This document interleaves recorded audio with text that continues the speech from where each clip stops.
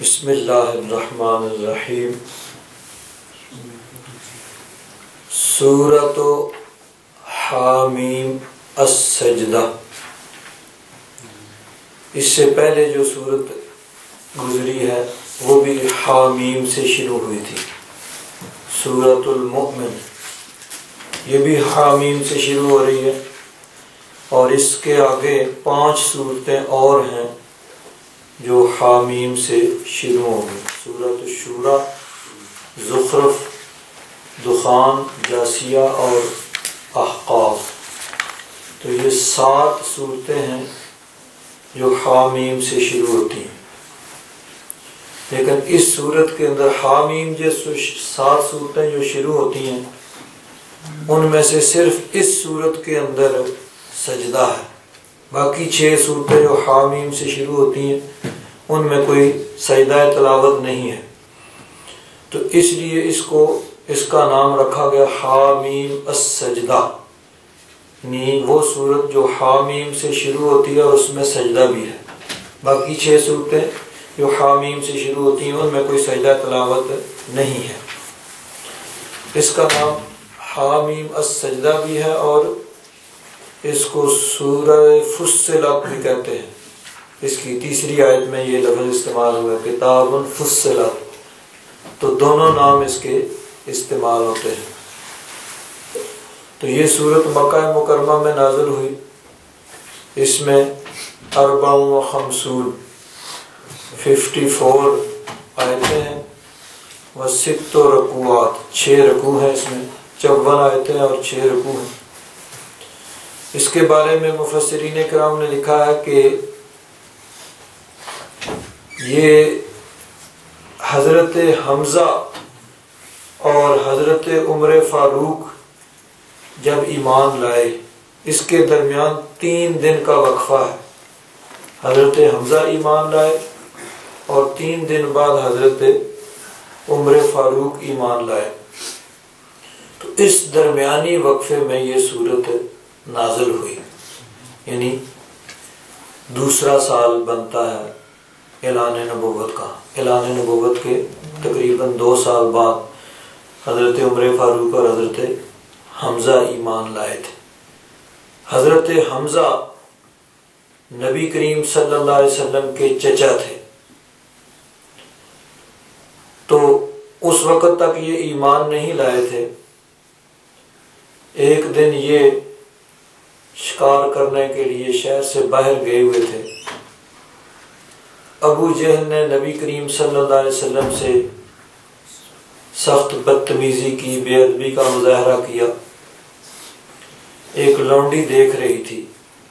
جب حضرت حمزہ واپس آئے، گھوڑے پہ سوار ہیں، ہاتھ میں کمان پکڑی ہوئی ہے، لوہے کی کمان، تیر کمان جو ہوتا ہے، تو اس نے کہا کہ تمہارے بہادر اور اس طرح طاقتور ہونے کا کیا فائدہ؟ آپ نے فرمایا کیا ہوا؟ اس نے کہا ابو جہل نے تمہارے بھتیجے کی اس طرح بے ادبی کی ہے اور بدتمیزی کی ہے۔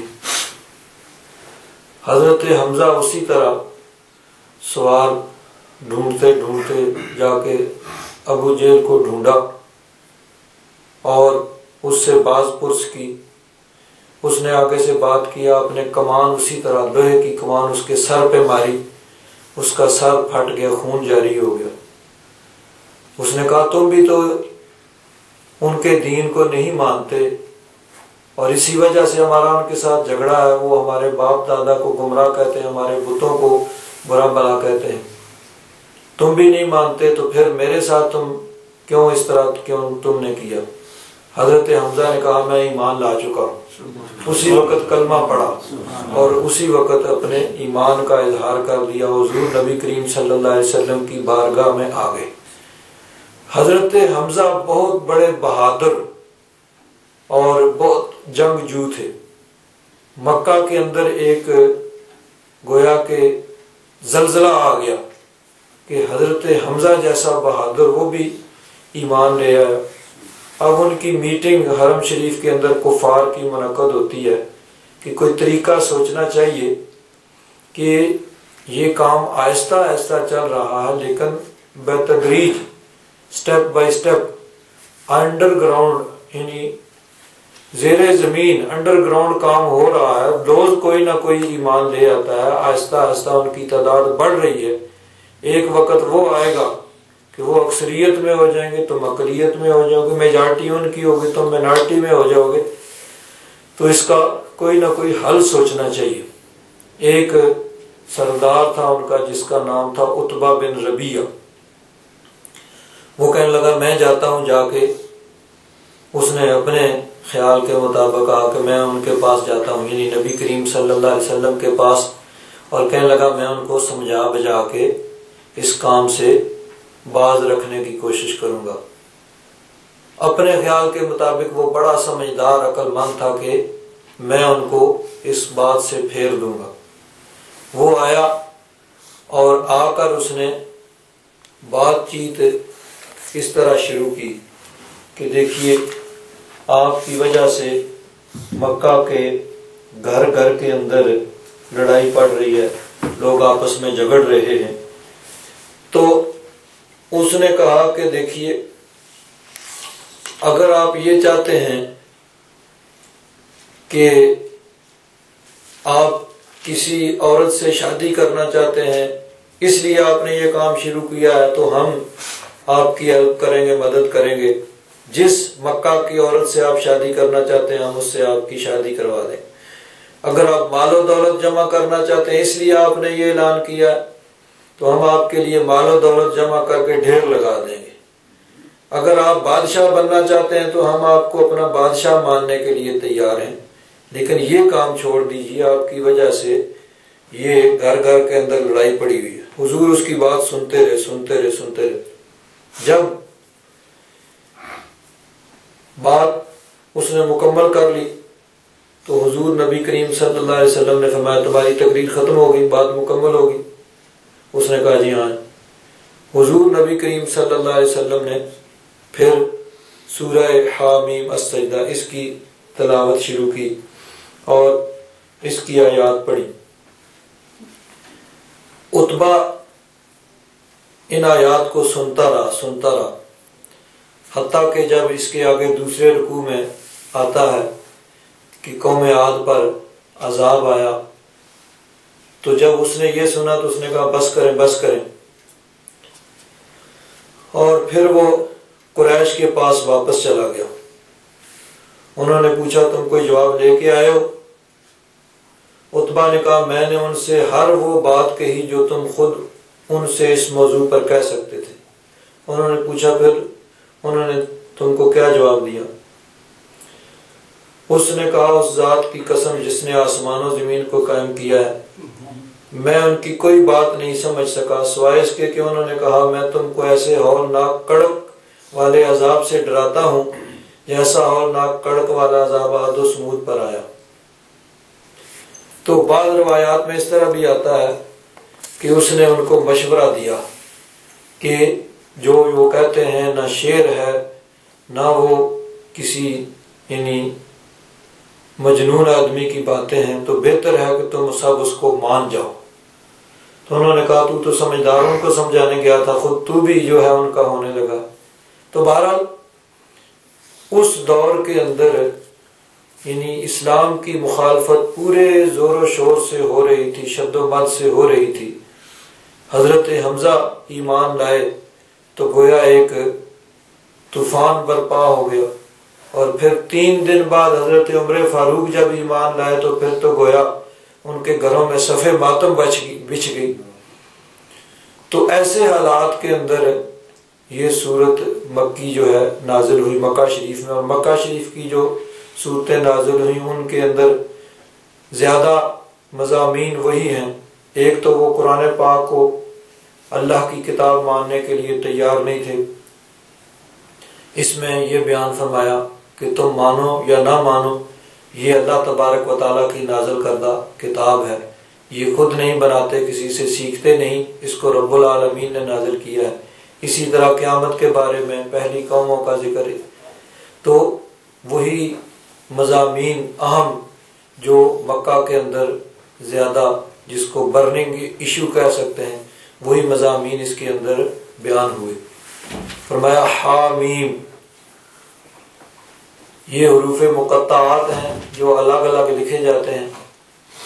تنزیل من الرحمن الرحیم، نزل ینزل تنزیل کا معنی ہوتا ہے کسی چیز کو آہستہ آہستہ اتارنا۔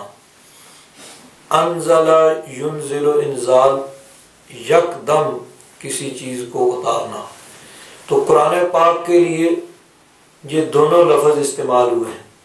انا انزلناہ فی لیلۃ القدر، یہاں باب افعال ہے کہ ہم نے اس قرآن پاک کو لیلۃ القدر میں اتارا ہے۔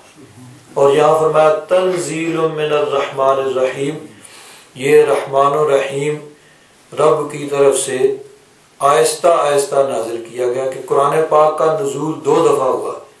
ایک دفعہ لوح محفوظ سے شب قدر میں پورا قرآن پاک ایک ہی دفعہ آسمان دنیا پہ نازل کر دیا گیا، اور پھر آسمان دنیا سے 23 سال کے عرصہ میں آہستہ آہستہ تھوڑا تھوڑا کر کے بقدر ضرورت بحسب ضرورت جہاں کسی کوئی معاملہ پیش آیا تو اس کے متعلق قرآن پاک کی آیات جو ہیں وہ نازل ہوئیں۔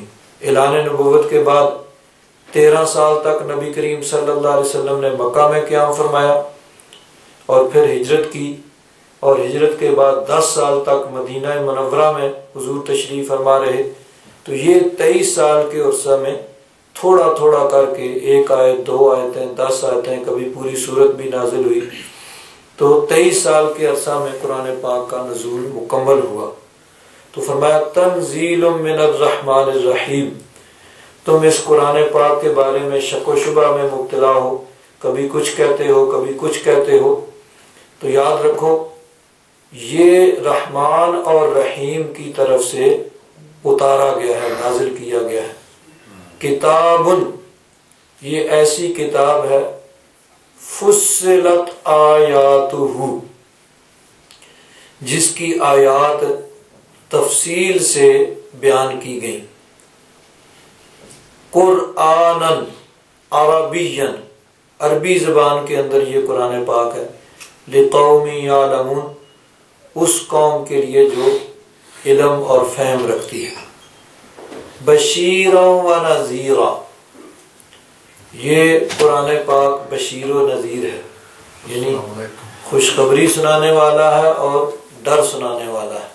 جو اس کو مانیں گے ان کے لیے جنت کی خوشخبری سناتا ہے، اور جو انکار کریں گے ان کو جہنم کے عذاب سے ڈراتا ہے۔ فَأَعْرَضَ أَكْثَرُهُمْ،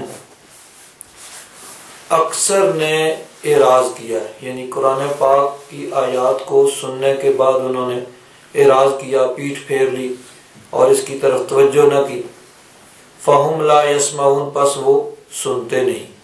وَقَالُوا، اور کافروں نے کہا قُلُوبُنَا فِي أَكِنَّةٍ، قلوب قلب ان کی جمع ہے، قاف 2 نقطے والا، قلب کا معنی ہوتا ہے دل، اور اگر کیاف ہو کش والا تو اس کا معنی ہوتا ہے دل، اس کا معنی ہوتا ہے کتا کیاف کے ساتھ، اور اس کی جمع آتی ہے کلابن۔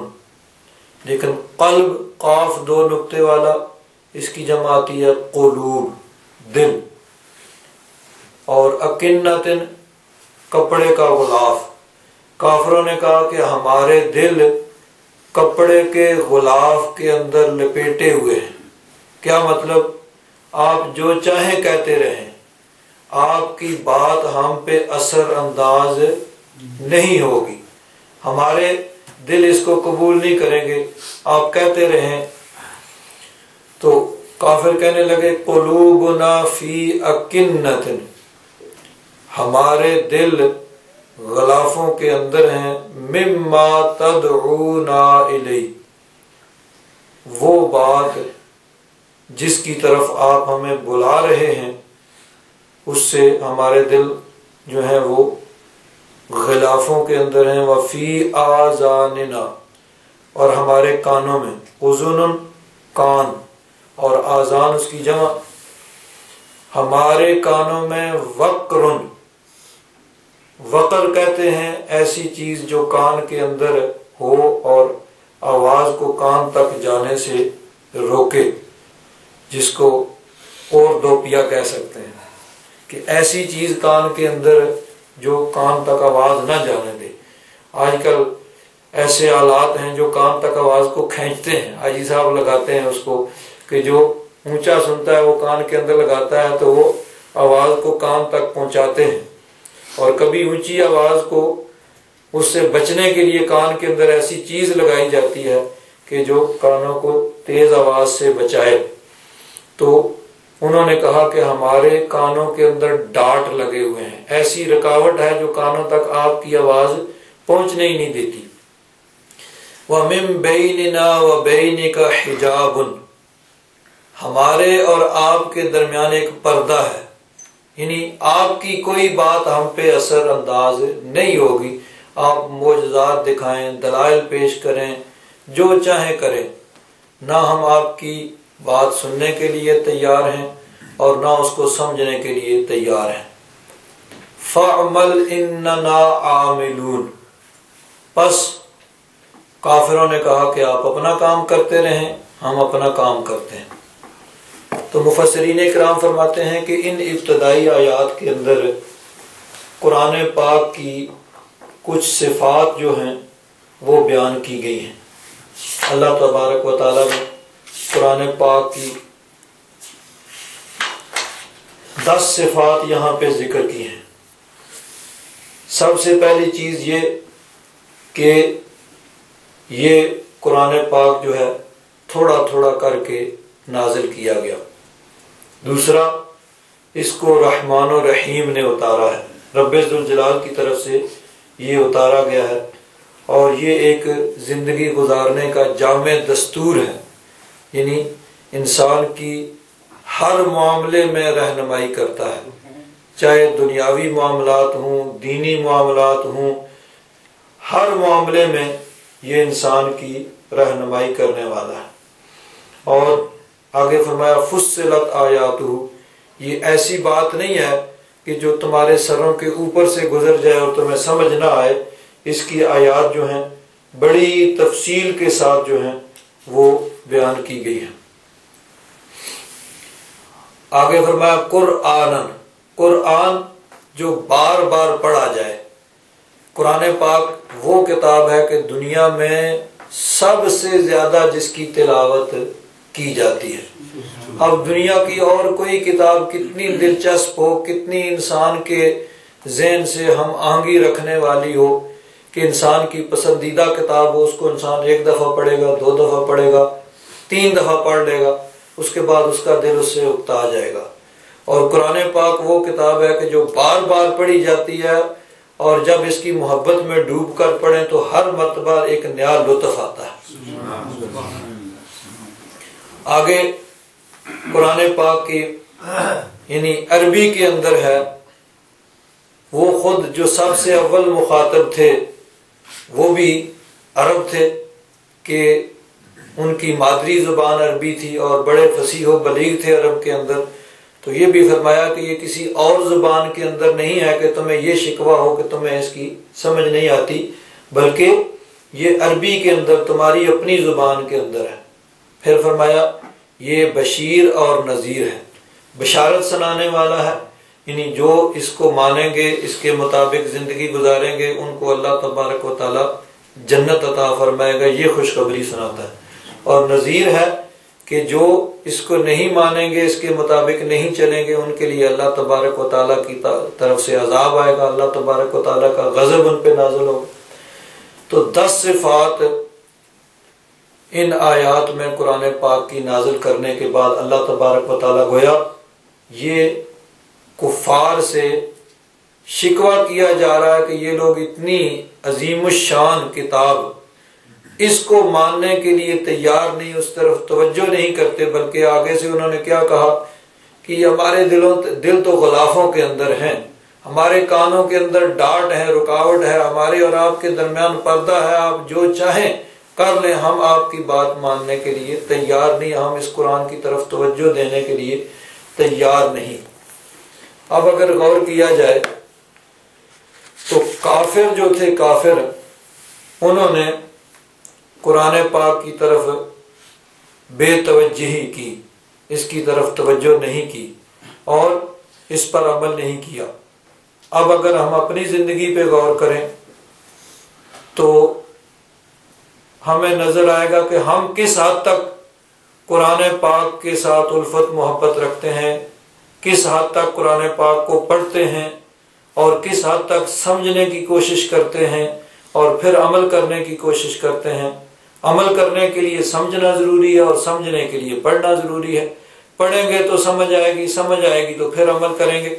تو قرآن پاک کے ساتھ ہم مسلمانوں کی کتنی توجہ ہے اور کتنا ہم قرآن پاک سے الفت رکھتے ہیں اور کس طرح ہم اس کو سمجھنے کی کوشش کرتے ہیں، اگر غور کیا جائے تو جو بات کفار کے اندر پائی جاتی تھی، یعنی بدقسمتی سے آج ہم مسلمانوں کے اندر بھی وہ بات بڑے حد تک پائی جا رہی ہے کہ ہم بھی قرآن پاک سے بے توجہی کر رہے ہیں اور لا تعلقی کا یعنی گویا کہ اظہار کر رہے ہیں کہ قرآن پاک کو ہم پڑھتے نہیں ہیں، سمجھنے کی کوشش نہیں کرتے ہیں، تو پڑھ جائیں گے سمجھیں گے نہیں تو عمل کس طرح؟ عمل تو بعد کی بات ہے، ہم پڑھنے اور سمجھنے سے ہی بے توجہی کر رہے ہیں۔ آگے فرمایا قل، محبوب فرما دو، انما انا بشر مثلکم، بے شک میں بشر ہوں تم جیسا، یوحا الیہ، وحی کی جاتی ہے میری طرف، انما الہکم الہ واحد، کہ تمہارا معبود ایک معبود ہے، وحدہ لا شریک ہے، وہی عبادت کے لائق ہے، اس کے علاوہ اور کوئی عبادت کے لائق نہیں۔ فاستقیموا الیہ، پس تم اسی کی طرف استقامت اختیار کرو، واستغفروہ، اور اس سے بخشش مانگو۔ استقامت کیا ہوتا ہے کہ یعنی کوشش کر کے اس پہ عمل کرنے کی کوشش کی جائے، بار بار کوشش کی جائے۔ انسان جب کوشش کرے گا تو پھر اللہ تبارک و تعالیٰ دستگیری فرماتا ہے۔ جب انسان کے دل کے اندر تڑپ ہوتی ہے اور وہ اپنی طرف سے کوشش کرتا ہے تو اللہ تبارک و تعالیٰ دستگیری فرماتا ہے اور اس کے لیے وہ چیز آسان ہو جاتی ہے۔ تو جب انسان کے دل کے اندر اس قرآن پاک کو سمجھنے اور اس پر عمل کرنے کی تڑپ موجود ہوگی تو پھر اللہ تبارک و تعالیٰ بھی دستگیری فرمائے گا اور اس کے لیے یہ کام آسان ہو جائے گا۔ تو بار بار انسان کوشش کرے، جس طرح یعنی انسان دیکھیے، ایک ہوتی ہے ظاہری طہارت، ظاہری طہارت وضو سے ہوتی ہے، اور باطنی طہارت وہ تقوی اور پرہیزگاری سے ہوتی ہے، رب تبارک و تعالیٰ کے احکام پر عمل کرنے سے ہوتی ہے، جن چیزوں سے اللہ تبارک و تعالیٰ نے منع کیا ہے ان سے رکنے سے ہوتی ہے۔ تو جس طرح ظاہری طہارت یہ انسان بار بار کرتا ہے، یہ نہیں کہ ایک دفعہ اب وضو ٹوٹ گیا تو رہنے دو، نہیں، پھر وضو کرو، پھر طہارت ختم ہوئی پھر وضو کرو، پھر طہارت حاصل کرو۔ تو اسی طرح باطنی طہارت بھی یہی ہے کہ جب انسان سے کوئی غلطی ہو جائے پھر اللہ تعالیٰ سے معافی مانگے اور پھر کوشش کرے نیکی کی، جب کوئی نیکی رہ جائے تو پھر کوشش کرے، تو بار بار پھر کوشش کرے۔ یہی ہے استقامت، کہ بار بار انسان کوشش کر کے نیکی کے رستے پہ چلنے کی کوشش کرے۔ اس میں رستے میں شیطان کی رکاوٹ آئے گی، نفس کی رکاوٹ آئے گی، نفس انسان کو روکنے کی کوشش کرتا ہے، جب کوئی نیکی کے کام پہ نیکی کے رستے پہ چلنے کی کوشش کرتا ہے تو نفس و شیطان اس کو اس نیکی کے رستے سے روکنے کی کوشش کرتے ہیں۔ جب برائی کسی سے انسان رکتا ہے تو نفس و شیطان اس کو برائی کی طرف راغب کرتے ہیں، برائی اس کو غلط کام کرنے کی طرف مائل کرتے ہیں۔ تو انسان کا کام ہے کہ وہ نفس و شیطان کو چھوڑ کے رب تبارک و تعالیٰ کے فرمان پر عمل کرتے ہوئے نیکی پر عمل کرے اور برائی سے رکے، اور جو اس رستے میں رکاوٹیں آئیں ان کو دور کرے۔ اگر اس سے کوئی غلطی ہو تو توبہ استغفار کر کے پھر وہ نیکی پر عمل کرنے کی کوشش کرے۔ تو یہی ہے استقامت، کہ بار بار انسان کوشش کرتا رہے اور کوشش کر کے پوری قوت طاقت کے ساتھ وہ نیکی کے رستے پہ چلنے کی کوشش کرے۔ یہاں ایک بات قابل غور ہے اللہ تبارک و تعالیٰ نے فرمایا انما قل، محبوب فرما دو، انما انا بشر مثلکم، کہ میں تم جیسا بشر ہوں، یوحا الیہ، میری طرف یہ وحی کی جاتی ہے، انما الہکم الہ واحد، کہ تمہارا معبود ایک معبود ہے، وحدہ لا شریک ہے۔ یہ آیت اسی یعنی مضمون کو 16ویں سپارے میں بھی سورہ کاف کے آخری رکوع میں بیان کیا گیا، قل انما انا بشر مثلکم یوحا الی انما الہکم الہ واحد، یہاں تک وہی الفاظ جو وہاں بیان ہوئے تھے، وہی 2 دفعہ یعنی قرآن پاک کے اندر یہ الفاظ بیان ہوئے، انما انا بشر مثلکم، کہ محبوب کہہ دو میں تم جیسا بشر ہوں۔ اب اس بات کو خاص طور پر اچھی طرح سمجھنے کی ضرورت ہے کہ یہاں مراد کیا ہے، مطلب کیا ہے کہ انما انا بشر مثلکم، میں تم جیسا بشر ہوں، یعنی ظاہری طور پر، ورنہ حقیقت میں تو حضور ان جیسے بشر نہیں تھے۔ سامنے جو کافر تھے وہ کافر ہیں، اللہ تبارک و تعالیٰ کا انکار کرنے والے ہیں، بتوں کے آگے سجدہ کرنے والے ہیں۔ نبی کریم صلی اللہ علیہ وسلم اللہ تبارک و تعالیٰ کی توحید کو پھیلانے والے ہیں اور سب کو توحید کی دعوت دینے والے ہیں، تو اب برابری تو نہ ہوئی۔ وہ کافر ہیں، حضور نبی کریم صلی اللہ علیہ وسلم ایمان کی دعوت دینے والے ہیں، اول المومنین ہیں، اول المسلمین ہیں، سب سے پہلے مسلمان اور سب سے پہلے مومن ہیں اور ایمان اور اسلام کی دعوت دینے والے ہیں، تو اب یہ برابری کس طرح ہوگی؟ تو اس چیز کو سمجھنے کی ضرورت ہے کہ اس کا صحیح مفہوم کیا ہے۔ بعض لوگوں نے کہا کہ جی بشر مثلکم، ہم جیسے بشر ہیں، ہمارے بھی 2 ہاتھ ہیں، نبی کریم صلی اللہ علیہ وسلم کے بھی 2 ہاتھ تھے، ہمارے بھی 2 کان ہیں، حضور کے بھی 2 کان، ہماری بھی 2 آنکھیں، حضور کی بھی 2 آنکھیں تھیں، تو مثل ہو کہ جس طرح ہم ویسے وہ۔ تو اب اس چیز کو خاص طور پر سمجھنے کی ضرورت ہے کہ ہم حضور بھی بشر، ہم بھی بشر، لیکن حضور نبی ہیں، ہم نبی نہیں، تو برابری تو نہ ہوئی۔ اگر ہم ہر چیز میں برابری، تو گویا یا تو ہم حضور کو نبی نہیں مان رہے یا اپنے لیے نبوت کا دعویٰ کر رہے ہیں، برابری تو تب ہوگی جب حضور نبی ہیں ہم نبی نہیں ہیں، تو برابری تو نہ ہوئی۔ پھر برابری تو تب ہوگی کہ جس طرح حضور نبی ہیں کوئی دوسرا بھی نبی ہو، یا پھر وہ کہے کہ ہم بھی نبی نہیں ہیں، حضور بھی نبی نہیں۔ تو جب حضور اللہ کے نبی ہیں، رسول ہیں، تمام رسولوں کے سردار ہیں، اور ہم ایک گناہ گار انسان ہیں، تو برابری تو نہ ہوئی۔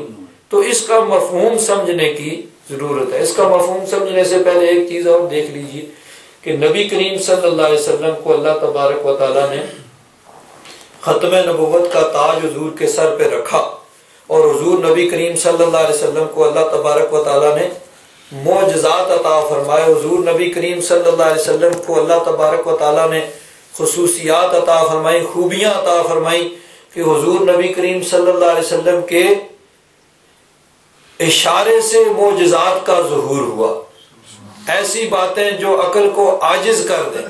حضور نبی کریم صلی اللہ علیہ وسلم کا جسم پاک، حضور کا یعنی جسم پاک معجزہ ہے، سر کے بالوں سے لے کر پاؤں کے ناخنوں تک حضور معجزہ۔ حضور نبی کریم صلی اللہ علیہ وسلم کا پسینہ مبارک خوشبودار معجزہ۔ حضور نبی کریم صلی اللہ علیہ وسلم کا لعاب دہن، تھوک، یہ معجزہ ہے کہ ہم اگر تھوکتے ہیں تو ہمارے تھوک سے بیماریاں پھیلتی ہیں۔ ڈاکٹر کہتے ہیں بھئی تھوکیے نہیں، تھوکنے سے ایسے جراثیم نکلتے ہیں جن سے بیماریاں پھیلتی ہیں، لیکن نبی کریم صلی اللہ علیہ وسلم کا تھوک مبارک وہ ہے کہ جو جہاں لگ جائے وہاں سے بیماریاں بستر گول کر جاتی ہیں، وہاں سے بیماریاں دور ہو جاتی ہیں۔ اسی طرح دیکھیے یہ بخاری شریف کے اندر یہ حدیث پاک ہے، یہ بخاری شریف ہے، حضرت ابو طلحہ صحابی رسول ہیں، مدینہ منورہ کے رہنے والے ہیں۔ ایک دن انہوں نے کہا کہ میں نے نبی کریم صلی اللہ علیہ وسلم سے ضعف دیکھا ہے، ایسے محسوس ہوتا ہے کہ حضور نبی کریم صلی اللہ علیہ وسلم کو بھوک لگی ہوئی ہے، بھوک محسوس کی ہے، بھوک کی وجہ سے کمزوری محسوس کی ہے۔ اب یہ بھی حضور نبی کریم صلی اللہ علیہ وسلم کی ایک بہت عظیم شان تھی کہ اللہ تبارک و تعالیٰ نے حضور کو اختیار دیا کہ چاہیں تو شہنشاہوں والی زندگی گزارے۔ حضور نبی کریم صلی اللہ علیہ وسلم نے فقر کو پسند کیا، اور فقر اس طرح کہ کئی دن تک گھر کے اندر چولہا نہیں جلتا ہے، کبھی کھجورے کھا لی، ستو کھا لیے، پانی پی لیے۔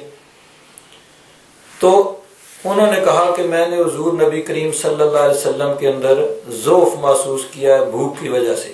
تو اپنی بیوی ام سلیم سے کہا انہوں نے کہ گھر کے اندر کوئی چیز ہے کھانے کے لیے؟ تو انہوں نے کچھ جو کی روٹیاں وہ نکالی اور ان کو کپڑے کے اندر لپیٹ کر، یعنی ان کپڑوں اس کو حضرت انس بن مالک رضی اللہ تعالیٰ عنہ جو ان کے بیٹے تھے ان کو دیں کہ جاؤ جو کی روٹیوں کے ٹکڑے کچھ یہ حضور نبی کریم صلی اللہ علیہ وسلم کی بارگاہ میں پیش کر دو۔ حضرت انس بن مالک رضی اللہ تعالیٰ عنہ فرماتے ہیں میں وہ لے کر ان کو بغل کے اندر دبایا اور میں نبی کریم صلی اللہ علیہ وسلم کی بارگاہ میں پیش ہوا۔ تو نبی کریم صلی اللہ علیہ وسلم مسجد میں تھے، آپ کے ساتھ کچھ اور لوگ بھی تھے۔ میں جا کے کھڑا ہو گیا، ابھی کچھ کہا نہیں کہ نبی کریم صلی اللہ علیہ وسلم نے فرمایا ارسلہ کا ابو طلحہ تھا، کیا تمہیں ابو طلحہ نے بھیجا ہے؟ فقلت نعم، میں نے عرض کیا ہاں، کہا کچھ نہیں، یعنی حضور نبی کریم صلی اللہ علیہ وسلم نے خود ہی اللہ تبارک و تعالیٰ کے عطا کردہ علم غیب کی وجہ سے پوچھا تمہیں ابو طلحہ نے بھیجا ہے؟ عرض کیا ہاں۔ قال بطعام، فرمایا کچھ کھانا دے کے بھیجا ہے؟ قلت نعم۔ حضرت انس نے بغل کے اندر وہ کپڑا دبایا ہوا ہے، تھوڑی سی ٹکڑے ہیں روٹیوں کے، لیکن فرمایا انہوں نے بھیجا؟ ہاں جی۔ کھانا دے کر بھیجا ہے؟ عرض کی ہاں۔ فقال رسول اللہ صلی اللہ علیہ وسلم لمن معہ قوموا، جو بھی حضور کے ساتھ لوگ تھے سب سے کہا کھڑے ہو۔ وانطلقت بین ایدیہم، اب حضور چل پڑے۔ انہوں نے تو ٹکڑے وہ روٹیوں کے کچھ بھیجے تھے، لیکن حضور نے کہا چلو بھائی سارے۔ حضرت انس فرماتے ہیں میں بھاگا آگے آیا، حضرت ابو طلحہ کو خبر دی۔ حضرت ابو طلحہ جا کے اپنی بیوی ام سلام سے کہتے ہیں کہ رسول اللہ صلی اللہ علیہ وسلم آ رہے ہیں اور اکیلے بھی نہیں، لوگ بھی ساتھ ہیں۔ وَلَيْسَ عِنْدَنَا مَا نُطْعِمُهُمْ، ہمارے پاس تو کچھ ہے بھی نہیں جو پیش کریں ہم کھانے کے لیے، یہی روٹی کے ٹکڑے تھے جو ہم نے بھیجے تھے، لیکن حضور تو لوگوں کو ساتھ لے کے آ رہے ہیں۔ تو وہ بھی صحابیہ تھیں۔ فَقَالَتْ اللَّهُ وَرَسُولُهُ أَعْلَمُ، اللہ رسول جانتے ہیں، جو آ رہے ہیں تو خود ہی انتظام کریں گے۔ تو فرماتی ہیں اللہ و رسول عالم۔ حضرت ابو طلحہ آگے ہوئے، حضور نبی کریم صلی اللہ علیہ وسلم کا استقبال کیا۔ تو نبی کریم صلی اللہ علیہ وسلم نے فرمایا حضرت ام سلیم سے کہ لاؤ وہ جو آپ نے بھیجا تھا وہ لاؤ۔ وہ پیش کیا گیا تو اس کے اوپر وہ روٹیوں کے جو ٹکڑے تھے ان کو اور ان کا چورا بنایا گیا، جس طرح چوری بنائی جاتی ہے۔ حضرت ام سلیم کے گھر کے اندر ایک کپی تھی جس کے اندر گھی ختم ہوا تھا، بس اس کو نچوڑا گیا، جو کچھ نکلا اس کے اوپر نچوڑ دیا گیا۔ اگلی بات جو ہے اور قابل غور، ثم قال رسول اللہ صلی اللہ علیہ وسلم ما شاء اللہ ان یقول، اس کا آسان ترجمہ یوں کر سکتے ہیں کہ پھر اس کے اوپر نبی کریم صلی اللہ علیہ وسلم نے ختم پڑھا، پھر حضور نے پڑھا جو چاہا، جو اللہ نے چاہا۔ اب ظاہر بات ہے قرآن پاک ہی پڑھا ہوگا، کوئی اور بات تو نہیں، تو جو چاہا پڑھا، یعنی کچھ پڑھا، یوں کہہ لیجئے جیسے ہم ختم پڑھتے ہیں۔ بعض لوگ ختم پہ اعتراض کرتے ہیں بھئی سامنے رکھ کے کیوں پڑھتے ہیں؟ حضور کھانا سامنے رکھ کے پڑھ رہے ہیں، یہ بخاری شریف ہے کہ سامنے کھانا رکھ کے اس کے اوپر قرآن پاک نبی کریم صلی اللہ علیہ وسلم نے پڑھا۔ تو گویا اب یہ کوئی ضروری نہیں ہے، ایصال ثواب ہے اس میں کھانا سامنے رکھنا، بلکہ کھانا پکانا رکھنا بھی ضروری نہیں ہے۔ اصل مقصد تو ایصال ثواب ہے کہ وہ اس کے بغیر بھی ہو سکتا ہے، لیکن چونکہ عام طور پر یہ روٹین ہے کہ کھانا پکایا جاتا ہے، جو احباب حاضر ہوتے ہیں ان کی توازو کی جاتی ہے اور سامنے رکھا بھی جاتا ہے، اس میں بھی حرج کوئی نہیں ہے، لیکن ضروری نہیں ہے۔ لیکن اگر کوئی ثبوت مانگے تو بخاری شریف کے اندر ہے کہ حضور نبی کریم صلی اللہ علیہ وسلم نے سامنے رکھ کے اس کے اوپر پڑھا۔ اچھا، اب ختم شریف پڑھنے کی برکت دیکھیے۔ ثم قال اذن لعشرۃ، فرمایا اب 10 آدمیوں کو کہو، فاذن لهم، 10 آدمیوں کو کہا گیا، فاکلوا حتی شبعوا، وہ تھوڑے سے روٹی کے ٹکڑے جن کی چوری بنائی گئی تھی اور اوپر تھوڑا سا گھی جتنا کپی سے نکلا اس کو الٹایا گیا، وہ اس کے اوپر ڈالا گیا تھا۔ 10 آدمی آئے اور کھا کر چلے گئے، خوب سیر، حتی شبعوا، یہ نہیں کہ تھوڑا سا، خوب بھائی جی بھر کے سیر ہو کے کھانا۔ ثم خرجوا ثم قال اذن لعشرۃ، پھر فرمایا کہ 10 اور بلا لو، اور 10 آ گئے، فاکلوا حتی شبعوا، ان 10 نے بھی کھایا، وہ بھی سیر ہو گئے، خوب اچھی طرح رج گئے۔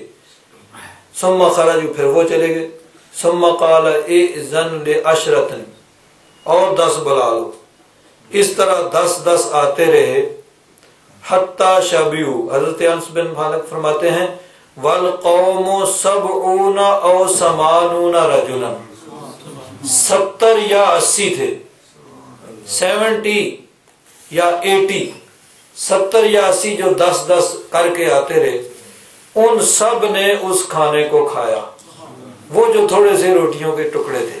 تو دیکھیے نبی کریم صلی اللہ علیہ وسلم کو اللہ تبارک و تعالیٰ نے یہ شان عطا فرمائی ہے کہ حضور کی برکت سے وہ تھوڑا سا کھانا 80 آدمی 70 آدمی کھا لیتے ہیں۔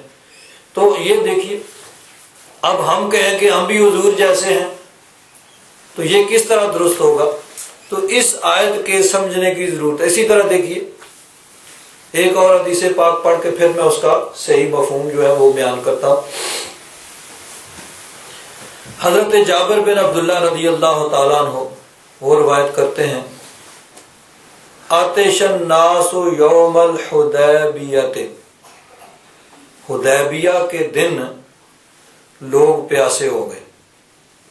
اب حدیبیہ جب حضور نبی کریم صلی اللہ علیہ وسلم 6 ہجری میں عمرہ کے لیے تشریف لے گئے تھے تو کافروں نے روک دیا کہ نہیں، آپ آگے نہیں جا سکتے۔ مکہ شریف سے قریب حدیبیہ کے میدان میں آپ نے قیام کیا، صحابہ اکرام کثیر تعداد میں، بہت زیادہ تعداد میں ساتھ تھے۔ کنواں تھا، کنویں کے اندر تھوڑا سا پانی تھا، نکالا تو وہ خشک ہو گیا، پانی ختم ہو گیا۔ اب پانی کی ضرورت ہے، اتنے لوگ ہیں، اتنا مطلب ہے کہ بہت بڑی تعداد میں، پھر ان کے پاس جانور ہیں، ان کو پانی پلانا ہے، وضو کرنا ہے اور برتن دھونے ہیں، پینا ہے، پانی نہیں ہے۔ تو فرماتے ہیں آتش الناس یوم الحدیبیہ، حدیبیہ کے دن لوگ پیارے ہو گئے۔ والنبی صلی اللہ علیہ وسلم بین یدیہ رکوۃ، حضور نبی کریم صلی اللہ علیہ وسلم کے سامنے ایک چھوٹا سا ڈول تھا۔ فتوضأ، حضور نبی کریم صلی اللہ علیہ وسلم نے وضو کیا۔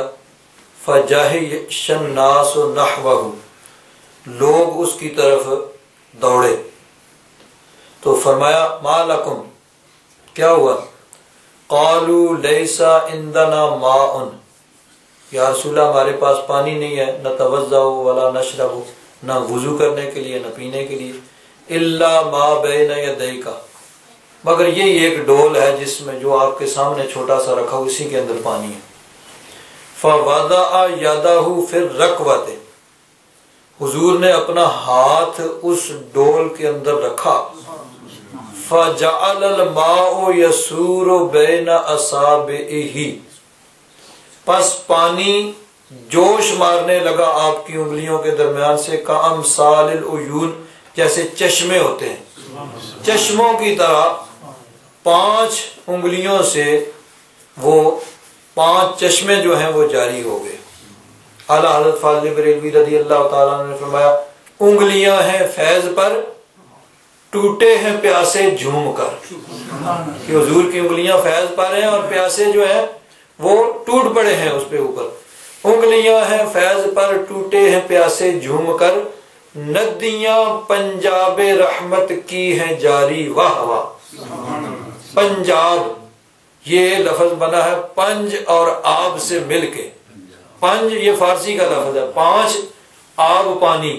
اس کو پنجاب کیوں کہتے ہیں ہمارے صوبے کو؟ کہ اس میں 5 دریا بہتے ہیں، تو یہ 5 آب کی وجہ سے اس کو پنجاب کہتے ہیں. اس سے تشبیہ دی کہ ندیاں پنجاب رحمت، اللہ تبارک و تعالیٰ کی رحمت کے 5 چشمے جاری ہو گئے. ندیاں پنجاب رحمت کی ہیں جاری واہ واہ. تو اب 5 چشمے حضور کے آنکھوں سے جاری ہو گئے. حضرت جابر بن عبداللہ فرماتے ہیں فشربنا، پس ہم نے پیا، وتودعنا، اور ہم نے وضو کیا. بعض روایات میں یہ بھی ہے کہ اپنے برتن بھی بھر لے، جانوروں کو بھی پلایا. اب راوی جو ہے حضرت جابر بن عبداللہ سے، تابعی جنہوں نے روایت کیا سالم بن ابی الجعد، وہ کہتے ہیں قلت کم کنتم، میں نے حضرت جابر بن عبداللہ سے یہ سوال کیا، پوچھا کہ آپ لوگ تھے کتنے وہاں، تعداد کتنی تھی؟ اب اس کا سیدھا سا جواب یہ تھا کہ کننا 15 مئتن، ہم 1500 تھے. کہ انہوں نے پوچھا بھئی آپ لوگ کتنے تھے؟ 1500 تھے. لیکن محبت والے جو ہوتے ہیں وہ بہانے سے اپنے آقا کی شان کو بیان کرتے ہیں. جن کے دل میں محبت نہیں ہوتی ہے وہ گھٹانے کی کوشش کرتے ہیں، چھپانے کی کوشش کرتے ہیں. اور جن کو اللہ تبارک و تعالیٰ نے عشق رسول کی دولت دی ہے وہ بہانہ ڈھونڈتے ہیں کہ کوئی بہانہ مل جائے تو اپنے آقا کی شان کو بیان کریں. اور صحابہ سے بڑا عاشق رسول کون ہے؟ سب سے زیادہ نبی کریم صلی اللہ علیہ وسلم کی عاشق حضور کی محبت جن کے دلوں کے اندر تھی وہ صحابہ کرام تھے. تو صحابہ کرام کوئی موقع حضور کی شان بیان کرنے کا کیسے جانے دیتے؟ اب پوچھا جی کتنے تھے؟ جواب تو بڑا سیدھا تھا کہ ہم 1500 تھے. حضرت جابر بن عبداللہ نے فرمایا لو کننا 100,000 لکفانا، تھے تو ہم 1500، لیکن اگر 100,000 1,00,000 بھی ہوتے تو وہ پانی ہمیں کافی ہو جاتا. وہ جو حضور کی انگلیوں سے چشمے جاری ہوئے تھے وہ 1500 کو کافی ہو گیا. انہوں نے وضو کیا، پیا، جانوروں کو پلایا، برتن بھر لیے. فرماتے ہیں کہ 1500 کو ہی کافی ہوا، لیکن اگر ہم 1,00,000 بھی ہوتے تو پھر بھی وہ کافی ہو جاتا. تو یہ حضور نبی کریم صلی اللہ علیہ وسلم کو اللہ تبارک و تعالیٰ نے شان عطا فرمائی. اب دیکھیے حضرت عیسیٰ علیہ السلام کو اللہ تبارک و تعالیٰ نے معجزات عطا فرمائے، تو ان معجزات کو دیکھ کر لوگوں نے ان کو خدا کا بیٹا کہہ دیا. کسی نے 3 خداؤں میں سے ایک خدا کہہ دیا. حضرت عزیر علیہ السلام، ان کو تورات زبانی یاد تھی، وہ تورات کو زبانی پڑھتے تھے، اللہ کے نبی تھے. اب قرآن پاک کے ماشاءاللہ حافظ دنیا میں لاکھوں موجود ہیں اور بچے بھی قرآن پاک کو حفظ کر لیتے ہیں، لیکن وہ کوئی نہیں کر سکتا تھا. وہ اللہ کے نبی تھے، ان کو تورات زبانی، وہ زبانی پڑھا کرتے تھے. اب ساری زبانی یاد تھی یا اس کی کچھ آیتیں. ان کے اس کمال کو دیکھتے ہوئے یہودیوں نے ان کو خدا کا بیٹا کہہ دیا. تو اب نبی کریم صلی اللہ علیہ وسلم کے معجزات تو بے شمار ہیں. حضور نبی کریم صلی اللہ علیہ وسلم کی ہر ادا معجزہ ہے. حضور نبی کریم صلی اللہ علیہ وسلم چاند کو اشارہ کرتے ہیں تو چاند 2 ٹکڑے ہو جاتا ہے. ڈوبے ہوئے سورج کو اشارہ کرتے ہیں تو ڈوبا ہوا سورج واپس آ جاتا ہے. درختوں کو حکم ملتا ہے تو درخت بارگاہ میں حاضر ہو کے سجدہ کرتے ہیں. تو حضور نبی کریم صلی اللہ علیہ وسلم کے معجزات کو دیکھ کر خطرہ تھا کہ کہیں کوئی حضور کو اللہ کا بیٹا یا اللہ کا شریک یا اللہ کا جز نہ کہہ دے. اس لیے اللہ تبارک و تعالیٰ نے فرمایا محبوب فرما دو انما انا بشر مثلکم. یہ سارے کمالات ہونے کے باوجود میں خدا نہیں ہوں، خدا کا جز نہیں ہوں، خدا کا بیٹا نہیں ہوں، بلکہ میں بھی تمہاری طرح خدا کی مخلوق ہوں. میں بھی اللہ تبارک و تعالیٰ کا بندہ ہوں، اللہ کی بارگاہ میں عاجزی اور انکساری کرنے والا ہوں اور اللہ تبارک و تعالیٰ کی توحید کی دعوت دینے والا ہوں۔ تو یہ اس کا مفہوم ہے کہ میں بھی تم جیسا بشر ہوں، یعنی معبود نہ ہونے میں، خدا نہ ہونے میں تمہاری طرح ہوں۔ ورنہ حضور نبی کریم صلی اللہ علیہ وسلم کہاں اور ہم کہاں؟ تو ہم حضور نبی کریم صلی اللہ علیہ وسلم کی مثلیت اور برابری کا دعویٰ کس طرح کر سکتے ہیں؟ یاد رکھیے کہ حضور نبی کریم صلی اللہ علیہ وسلم کو بشر مثلکم، تم جیسا بشر، اللہ تبارک و تعالیٰ نے فرمایا اللہ تبارک و تعالیٰ مالک ہے، وہ اپنے کلام کی حکمتیں خود جانتا ہے۔ یا نبی کریم صلی اللہ علیہ وسلم نے خود فرمایا، حضور نبی کریم صلی اللہ علیہ وسلم نے عاجزی اور انکساری کے طور پر کہا رب تبارک و تعالیٰ مالک ہے، اپنے کلام کی حکمتیں خود جانتا ہے، حضور نے عاجزی کے طور پر کہا۔ اور تیسرا، اگر کسی نے حضور کو اپنے جیسا بشر کہا تو وہ کافر تھے، وہ کافر تھے، وہ حضور کو اپنے جیسا بشر کہتے تھے۔ صحابہ کرام جو تھے، صحابہ کرام نے کبھی یہ نہیں کہا کہ حضور ہم جیسے بشر ہیں، بلکہ کچھ صحابہ حضور نبی کریم صلی اللہ علیہ وسلم کے پاس آئے، حضور کے حجرات کے یعنی حضور کے گھر کے، حضور کے کاشانہ رحمت کے پاس آئے اور ازواج مطہرات سے پوچھا کہ حضور رات کو کتنی عبادت کرتے ہیں؟ ازواج مطہرات حضور کی بیویوں نے بتایا کہ حضور رات کو نفل بھی پڑھتے ہیں، سوتے بھی ہیں، حضور کبھی روزہ رکھتے ہیں، کبھی روزہ نہیں رکھتے، یعنی پورا سال اسی طرح 11 مہینے، رمضان شریف کے روزے تو فرض ہیں، باقی 11 مہینے جو ہیں ان میں ہر روز روزہ نہیں رکھتے، کبھی رکھتے ہیں کبھی روزہ نہیں رکھتے، نفلی روزہ، رات کو نفل بھی پڑھتے ہیں، سوتے بھی ہیں، سارے معاملات دنیاوی۔ تو ان کے خیال کے مطابق یہ تھا کہ حضور ساری رات عبادت کرتے ہوں گے اور ہر روز روزہ رکھتے ہوں گے۔ اپنے خیال کے مطابق انہوں نے سمجھا کہ یہ تھوڑی عبادت ہے، تو انہوں نے کہا ہمیں حضور کے ساتھ کیا نسبت ہے، حضور تو اللہ تبارک و تعالیٰ کے محبوب ہیں، حضور نبی کریم صلی اللہ علیہ وسلم کو تو اللہ تبارک و تعالیٰ نے فرمایا لِيَغْفِرَ لَكَ اللَّهُ مَا تَقَدَّمَ مِن ذَنبِكَ وَمَا تَأَخَّرَ، کہ آپ کے صدقے میں اللہ تبارک و تعالیٰ اگلے پچھلوں کے گناہ معاف فرما دے گا۔ تو انہوں نے یہ نہیں کہا ہم جیسے ہی بشر ہیں، ہم ان سے زیادہ عبادت کر کے آگے بڑھ جائیں گے، انہوں نے جو عبادت کا ایک تصور اپنے ذہن میں قائم کیا تھا اس کے مطابق جواب نہیں بھی ملا، تو انہوں نے کہا وہ تو اللہ کے محبوب ہے، ہم ان کو تو نہیں پہنچ سکتے نا۔ انہوں نے اپنا کہا ہم یہ عبادت کریں گے، یہ عبادت کریں گے۔ تو صحابہ کرام جو تھے انہوں نے کبھی، وہ بھی قرآن پاک پڑھتے تھے، وہ جانتے تھے کہ قرآن پاک میں 2 دفعہ یہ آیت آئی ہے قُلْ إِنَّمَا أَنَا بَشَرٌ مِثْلُكُمْ، لیکن کبھی انہوں نے حضور کی برابری کا دعویٰ نہیں کیا کہ وہ برابری کا دعویٰ کس طرح کر سکتے تھے۔ وہ جانتے تھے کہ حضور کی انگلی کا اشارہ ہوتا ہے تو چاند 2 ٹکڑے ہو جاتا ہے، ڈوبا ہوا سورج واپس آ جاتا ہے۔ حضور نبی کریم صلی اللہ علیہ وسلم پتھر کو اشارہ کرتے ہیں تو پتھر کلمہ پڑھنا شروع کر دیتے ہیں۔ تو وہ دن رات معجزات دیکھتے تھے، وہ کس طرح برابری کا دعویٰ کر سکتے تھے؟ ہاں، کافر جو تھے، کافر صرف نبی کریم صلی اللہ علیہ وسلم کو ہی نہیں، تمام نبیوں کو انہوں نے یہی کہا جی ہم جیسے بشر ہیں، اور یہی چیز ان کے لیے بہت بڑی رکاوٹ بن گئی، ایمان لانے کے رستے میں رکاوٹ بن گئی کہ انہوں نے نبی کو اپنے جیسا بشر، اپنے اوپر قیاس کیا۔ ان کا جب ہم جیسے ہیں تو پھر ہم ان کو کیوں مان لیں، ان کا کلمہ کیوں پڑھیں، ان کے پیچھے کیوں لگ جائیں، ان کے کلمہ پڑھیں گے تو ہماری سرداری جاتی رہے گی، نہیں، ہم ان کا کلمہ نہیں پڑھتے، ہم جیسے یہ بشر ہیں۔ تو حضور نبی کریم صلی اللہ علیہ وسلم ہم جیسے بشر کس چیز میں ہیں؟ معبود نہ ہونے میں، کہ جس طرح ہم اللہ تعالیٰ کے بندے ہیں، اللہ تعالیٰ کی مخلوق ہیں، حضور نبی کریم صلی اللہ علیہ وسلم بھی اللہ تبارک و تعالیٰ کی مخلوق ہیں اور اللہ تبارک و تعالیٰ کی بارگاہ میں عاجزی اور انکساری کرنے والے ہیں۔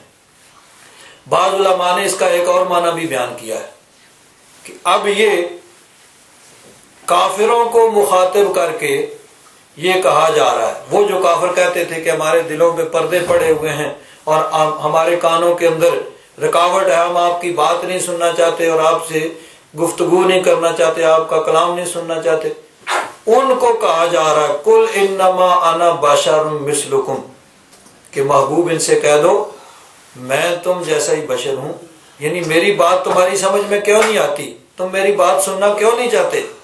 میں بھی تم جیسا ہوں، تم جیسا انسان ہوں، میری بات تو سنو، اس پہ توجہ تو کرو، غور تو کرو۔ اور ایک اور مفہوم بھی یہ بیان کیا گیا ہے کہ مکہ کے اندر نبی کریم صلی اللہ علیہ وسلم اور آپ کے صحابہ اکرام پر سختی کی جاتی تھی، ان کو تنگ کیا جاتا تھا، ان کو تکالیف اور مصائب سے دوچار کیا جاتا تھا۔ حرم شریف کے اندر ان کو عبادت کرنے کی اجازت نہیں تھی۔ حرم شریف باقی سب لوگوں کے لیے کھلا ہے، ان کے لیے حرم کے دروازے بند ہیں، ان کو اپنے معافی ضمیر، اپنے موقف کے اظہار کا موقع نہیں دیا جاتا تھا، ان کو بات کرنے کا موقع نہیں دیا جاتا تھا۔ تو اللہ تعالیٰ نے فرمایا کہ محبوب ان سے کہہ دو کہ میں بھی تم جیسا ہوں، میرے بھی برابر کے حقوق ہونے چاہیے۔ تم اپنے لیے تو سارے حقوق، سارے رائٹس مانتے ہو اور ہمیں کوئی حق نہیں دیتے۔ ہم بھی تم جیسے ہیں، ہمیں بھی یہاں کے، ہم بھی اس ملک کے شہری ہیں، اس شہر کے رہنے والے ہیں، ہمیں بھی برابر کے حقوق ملنے چاہیے۔ تو گویا یہ کہا جا رہا کہ ہم بھی تم جیسے انسان ہیں، تم ہمیں ہمارے حقوق کیوں نہیں دیتے؟ تو یہ مطلب ہے کہ جس طرح تم اس شہر کے، اس ملک کے رہنے والے ہو، ہم بھی اسی شہر کے باسی ہیں، اسی ملک کے رہنے والے ہیں، اسی عرب کے رہنے والے ہیں، تو ہمیں تمہارے برابر حقوق کیوں نہیں مل رہے؟ تو یہ برابری کس چیز میں ہے؟ برابری ہے معبود نہ ہونے میں۔ اسی لیے آگے فرمایا کہ یوحا الیہ، محبوب کہہ دو میں بھی تم جیسا بشر ہوں، یعنی میں خدا نہیں ہوں، میری طرف تو یہی وحی کی جاتی ہے، انما الہکم الہ واحد، کہ تمہارا معبود الہ واحد معبود ہے، وہی رب ذوالجلالہ جو عبادت کے لائق ہے۔ فاستقیموا الیہ، تم اسی کی بارگاہ میں استقامت اور ہمیشگی کرو، واستغفروہ، اس سے بخشش مانگو، وویل للمشرکین، اور مشرکین کے لیے ہلاکت ہے، الذین لا یؤتون الزکاۃ، وہ جو زکوٰۃ ادا نہیں کرتے، وہم بالآخرۃ ہم کافرون، اور وہ آخرت کا انکار کرنے والے ہیں۔ اب یہاں ایک سوال پیدا ہوتا ہے کہ کافروں کہا کہ ان کے لیے ہلاکت ہے جو زکوٰۃ ادا نہیں کرتے، مشرکین کے لیے ہلاکت ہے وہ جو زکوٰۃ ادا نہیں کرتے اور آخرت کا انکار کرتے ہیں۔ تو اب کافر جو ہے وہ تو احکام شریعہ کے مخاطب نہیں ہے۔ اب کسی کافر سے نہیں کہا جائے بھائی تم نماز کیوں نہیں پڑھتے، تم زکوٰۃ کیوں نہیں دیتے، کیوں؟ وہ احکام شریعہ کے مخاطب ہی نہیں ہے۔ مسلمان کو کہا جائے بھائی تم نماز کیوں نہیں پڑھتے، تم حج کرو، زکوٰۃ ادا کرو، روزہ رکھو۔ کسی کافر کو نہیں کہا جائے گا بھائی تم بھی جاؤ حج کرو، یا تم بھی زکوٰۃ ادا کرو، یا تم بھی نماز پڑھو، تم بھی روزہ رکھو۔ تو یہاں یعنی یہ ہے کہ وہ ایمان لا، ایک چیز جو پہلے بیان نہیں ہوئی کہ ان کے لیے ہلاکت کیوں ہے کہ وہ ایمان لا کر احکام شریعہ پر عمل نہیں کرتے۔ جب تک وہ ایمان نہیں لاتے اس وقت تک ہمیں احکام شریعہ کے وہ مکلف نہیں ہے، مخاطب نہیں ہے۔ تو مطلب یہ ہے کہ ان کے لیے ہلاکت اس لیے کہ وہ ایمان نہیں لاتے۔ ان کو چاہیے کہ وہ ایمان لائیں، پہلے ایمان قبول کریں، پھر نماز پڑھیں، روزہ رکھیں، حج کریں، زکوٰۃ ادا کریں۔ تو وہ ایمان لا کے ان عبادات کو ادا نہیں کرتے، اس لیے ان کے لیے ہلاکت ہے۔ ان الذین آمنوا وعملوا الصالحات، وہ جو ایمان لائے اور انہوں نے نیک اعمال کیے، لہم اجر غیر ممنون، ان کے لیے ایسا اجر ہے جو کبھی ختم نہیں ہوگا۔ ایمان والوں کے لیے اللہ تبارک و تعالیٰ نے ایسا اجر رکھا ہے جو کبھی ختم نہیں ہونے والا۔ یعنی اللہ تبارک و تعالیٰ کا فضل ہے کہ ایک نیکی اللہ تبارک و تعالیٰ 10 گنا عطا فرمائے گا، 70 گنا، 700 گنا، کسی کو بے حساب اللہ تبارک و تعالیٰ عطا فرمائے گا، اور نہ ختم ہونے والا اجر۔ چنانچہ دیکھیے حدیث پاک میں آتا ہے، نبی کریم صلی اللہ علیہ وسلم نے ارشاد فرمایا کہ جب کوئی انسان کوئی نیک اعمال کرنے والا ہے اور وہ کسی مجبوری کی وجہ سے، بیماری کی وجہ سے، سفر کی وجہ سے وہ نیک اعمال نہیں کر سکتا، تو بیماری یا سفر کی وجہ سے، کسی مجبوری کی وجہ سے وہ نیک اعمال نہیں کر سکتا، تو اللہ تبارک و تعالیٰ فرشتوں کو حکم دیتا ہے کہ میرا یہ بندہ جو اعمال کرتا تھا جب تک اس کی مجبوری ہے اور اس مجبوری کی وجہ سے یہ نیک اعمال نہیں کر رہا، تم اسی طرح اس کے نامہ اعمال میں وہ اعمال لکھتے رہو۔ جو یہ نیک عمل کرتا تھا اب وہ نیک عمل نہیں کر سکتا، تم اس کو لکھتے رہو۔ بیمار ہے، بیماری کی وجہ سے نہیں کر رہا، سفر میں ہے، سفر کی وجہ سے نہیں کر سکتا، یا کوئی آدمی صدقہ و خیرات کرتا تھا، غربا، مساکین، یتامہ، بیوہ، ضرورت مندوں کو دیتا تھا، اب اس کے پاس خود مال و دولت نہیں رہا، تو وہ جو صدقہ و خیرات کرتا تھا وہ صدقہ و خیرات اللہ تبارک و تعالی فرشتوں کو کہتا ہے کہ اس کے لیے لکھتے رہو کہ یہ جو عمل کرتا تھا اب مجبوری کی وجہ سے وہ نیک اعمال نہیں کر رہا، تو وہی نیک اعمال جو ہے اس کے لیے لکھتے رہو۔ حضرت عقبہ بن عامر رضی اللہ تعالیٰ عنہ بیان کرتے ہیں، رسول اللہ صلی اللہ تعالیٰ علیہ وسلم نے ارشاد فرمایا، جب بندہ کسی اچھے طریقے سے عبادت کر رہا ہے پھر وہ بیمار ہو جائے تو جو فرشتہ اس پہ مامور ہے اس سے کہا جاتا ہے کہ یہ تندرستی کے ایام میں جو عمل کرتا تھا اس کا وہ عمل لکھتے رہو حتیٰ کہ وہ تندرست ہو جائے۔ تو جو بھی نیک اعمال انسان کرتا ہے اگر کسی مجبوری کی وجہ سے وہ نہیں کر سکتا تو اللہ تبارک و تعالیٰ اس کے لیے وہ اعمال لکھتا رہتا ہے کہ اس کے لیے اجر غیر ممنون، غیر منقطع عمل ہے۔ اللہ تبارک و تعالیٰ اپنے فضل و کرم سے ایک نیکی پہ بے حساب جو ہے ثواب عطا فرماتا ہے۔ یہ مومنوں پر اللہ تبارک و تعالیٰ کا کرم ہے۔